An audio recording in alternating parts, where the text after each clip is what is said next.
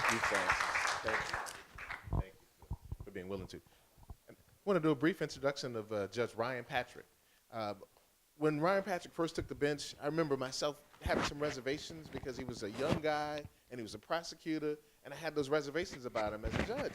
Then I appeared in front of him and actually tried the case in front of him, and I've appeared in front of him many times, and all of my reservations were unfounded, is what I found. I found him to be a judge with integrity.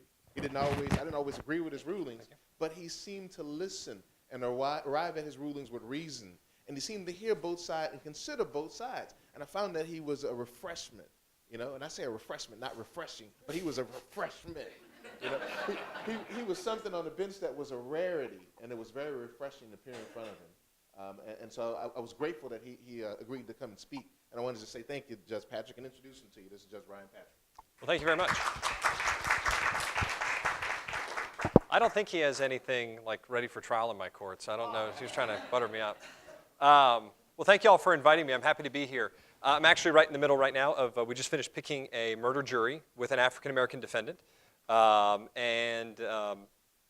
was, there were no Batson challenges or anything at all. And so when Eric asked me to do this, I told him, I said, I don't know how helpful I will be. I've been on the bench now almost 4 years. I've tried about 100 jury trials. And I have not, other than dealing with that one appeal that was from Impact Court, I've not had any Batson issues.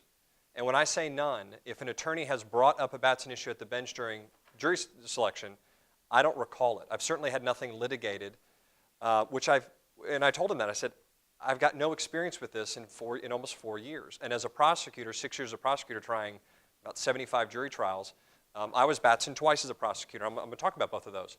And so he said, well, I think you can still give some input, sort of what you see, what's your view from the bench. So I want to give you a little bit about what I've seen, and then ask me questions. I think that would be much more instructive than me just talking.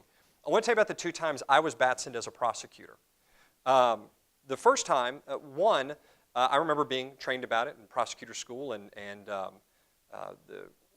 I was hired under Rosenthal, which I'll get to in a minute. And I mean, I remember being told, this is what you need to do, this is what you need to be careful of, you need, X, Y, Z, move through these steps. Not how to weasel around it, but, understand, look, if you get called out for this, it's your back against the wall unless you have some other reason. Don't just willy-nilly go striking jurors. And it was, my second example drilled it home to me in a way that I'd never really thought of it. The first time I was Batson was by an attorney, and this was during for those of you who were around then, all the Chuck Rosenthal and the emails and all that sort of stuff.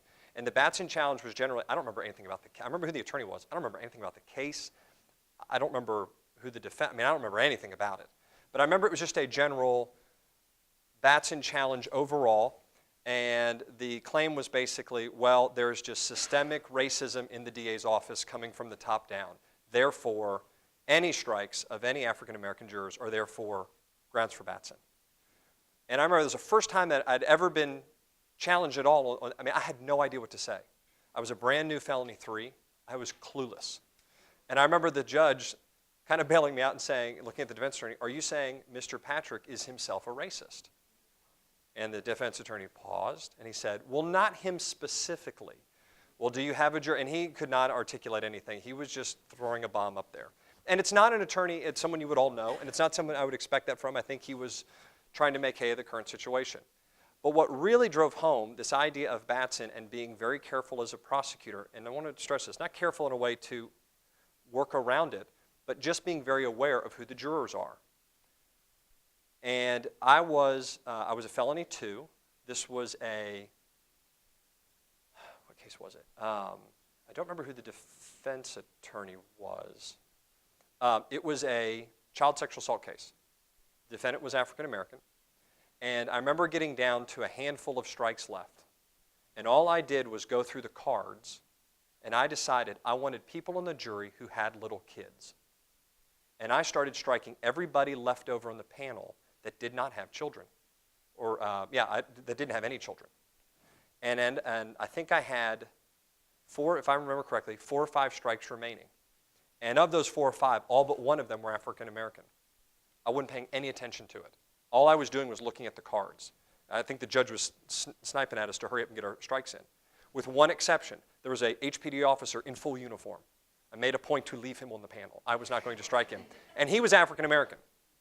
And so we get to the bench, and the defense attorney raises a Batson challenge on all of my strikes of the African Americans. I didn't even realize who they were. I was under such, all I was doing was looking at numbers, looking at the jury cards, and striking people. And I knew exactly why I had struck them. So when the numbers were brought up, I said, well, I struck them all because they don't have, and I explained to the judge, I said, I want people who have little kids, I want them to try to sympathize with the case, and this is who I struck. And the judge came back, well, you didn't even ask that question. And I said, Judge, it's on the juror cards. The judge had no idea what information was on the juror cards. And so we worked through all this. And I said, and in all fairness, Judge, I know for a fact I didn't strike the police officer because I'm going to take the shot with the police officer in full uniform showing up in jury duty. And working through that, the objections were overruled.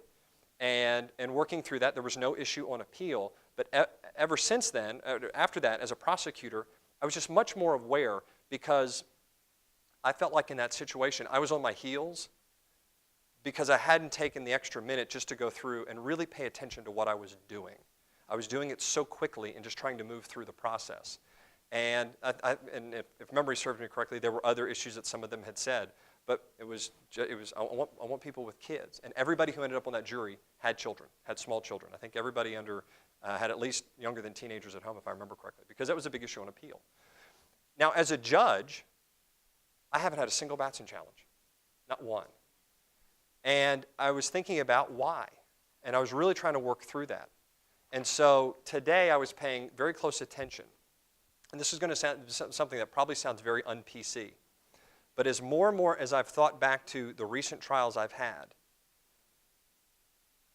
the way I'm viewing things is many potential African American jurors are becoming much more vocal in jury selection on how they feel about law enforcement, how they feel about police officers and the criminal justice system. And they're striking themselves for cause. I had a gentleman today on the panel, made it very clear, under no circumstance will he ever believe a police officer, period. Period, end of story. This was a murder case. Someone else whose friend was murdered and did not feel they were prosecuted properly, whoever did it, there was issues there. Another gentleman was very upset on range of punishment. Basically, if you take a life, then you owe a life, okay? Now, he was African American, but then he circled back around later and said, well, if it's circumstantial evidence, I can't convict anybody on a circumstantial case. So he struck himself both sides. So he could not consider the minimum. He was unwilling to consider anything but life if he found him guilty. And then he circled back around. So he ended up getting himself struck for cause for both sides as far as they were concerned. And so the best I can say and the best I can think of is it's one of two things.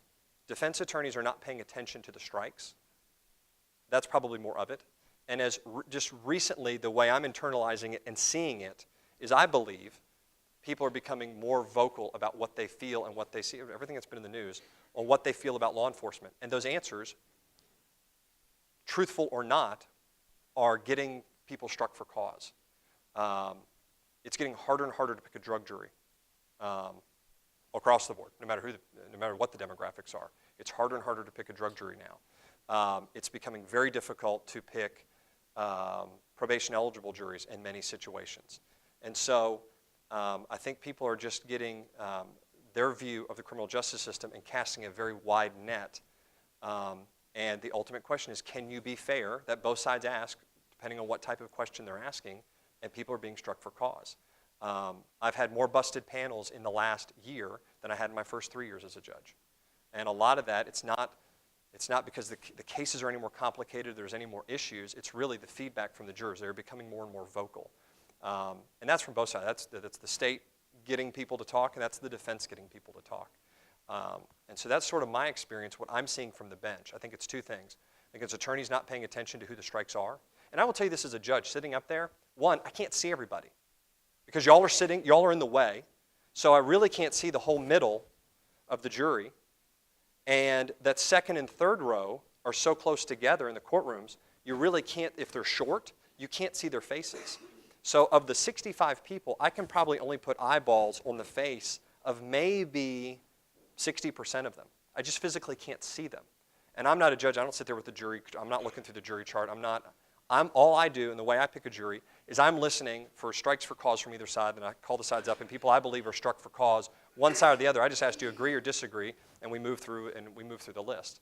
But I'm not sitting there, and as a judge, I'm not paying attention, quite frankly, and I don't see the strikes. So when the strikes come in, they go to the clerk. And I'm not aware, I don't know if I have a duty to do this, but I certainly have as a practice, have not taken the strikes and checked them against who has been struck one way or the other.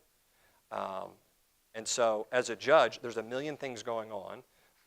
People always come up to the side. There's dockets still going on in the background. You're worrying about, is the food here for the jurors? This, that, and the other, and you're trying to figure out all these things. And when I call the names, that's the first time I'm looking at most of their names. I'm not paying any attention to who they are, one way or the other. And in my voir dire, I ask almost no questions for cause. So I'm not finding out I write down things about scheduling. I do a little bit on range of punishment in my voir dire, but I'm not going through and looking for strikes for cause anyway, and I'm not asking questions really that give the attorneys a ton of information to use. I'm more doing informational and trying to get everybody on the same page on what the case is about. So I'm not furiously writing things down or trying to remember who said what or didn't say what in a voir dire. So that's kind of my perspective and sort of what I've seen. So any questions? Anything? Any feedback? Yeah, Glenn. No, I've never had a challenge in array. I've had shuffles. I've had a couple shuffles, but other than that, in 4 years and 100 trials, I bet I've had 3 jury shuffles. Yeah. Yes, sir. Do you think there might be an ulterior motive? I've never had a prosecutor use that with me. He hasn't had a Batson challenge. Yeah. No attorney has made a Batson challenge, so I have not gotten the feedback from a prosecutor on what their reason was. After 100 trials, he's had no Batson. Not zero in 100. But yeah, I will. Well, at this time, we wanted to open up the floor for questions for all of the speakers, if we had. A couple other people had to leave because of trials and other obligations, but we wanted to open it up for questions. If anybody had any questions for anybody or any questions at all about Batson.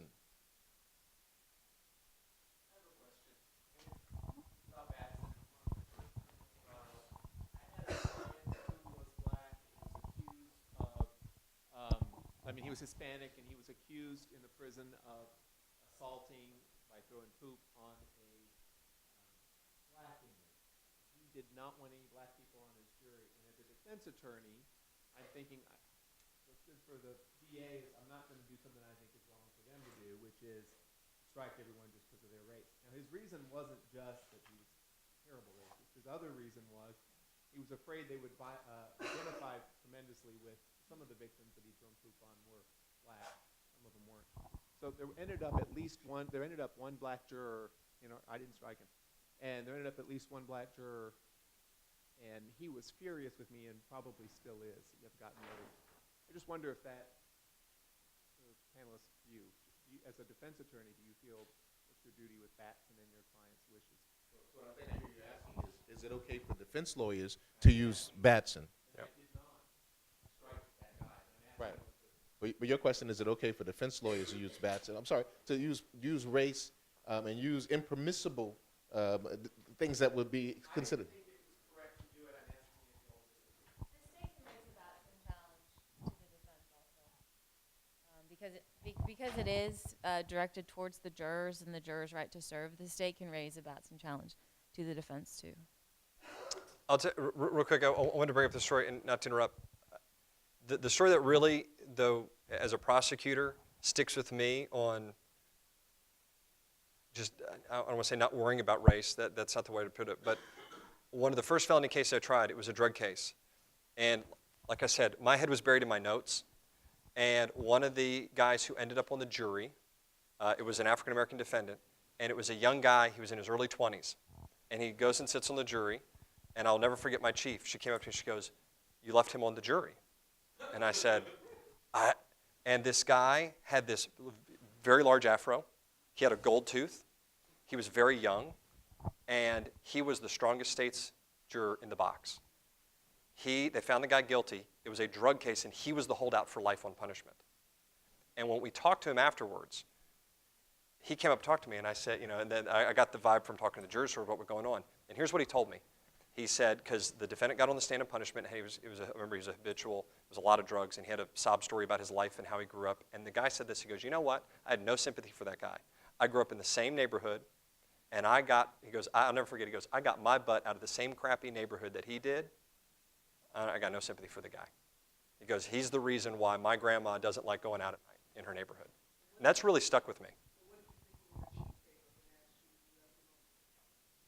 I didn't work well with that chief. But there is some kind of policy and still an attitude at the DA's office. That person no longer, That is still kind of pervasive. I Yep. was there before you. Yep. And it's still there. So you have to pay attention Yep. to all of those things. I do have a question. and that chief doesn't work at the office anymore. I do have a question for you, Mr. Jones, and also for you, Judge. I didn't, I was late because I was watching the misdemeanor people pick a jury. And I saw the judge. Y'all can hear? No, it's being recorded. Okay. So I saw the judge in that Vernier ask about police officers to the panel and who had police officers, and this one juror said, I believe police officers are trained observers, and so I think that they know better. They know what they see is what they really see, what they report. He doesn't say anything. And then some other people say, I believe police officers, and then he asked, well, do you hold them at a higher level? No. And then there was this one woman that said on the first, I think she was number 5, she said, I respect the police, but I'm not sure I'm 100% trust them. And then he asked, well, does it mean, this is the judge asking that prospective juror, which I think is a good answer, I respect them, but I'm not 100% trusted. Then he asked, well, if he comes in, are you saying that when this police officer comes in, you're going to hold him at a lower level than every other witness? And she said, no, it depends on what he says. And then he went in, the Vegas thing that we do. Mm-hmm. And then he said, that's not a good answer. I need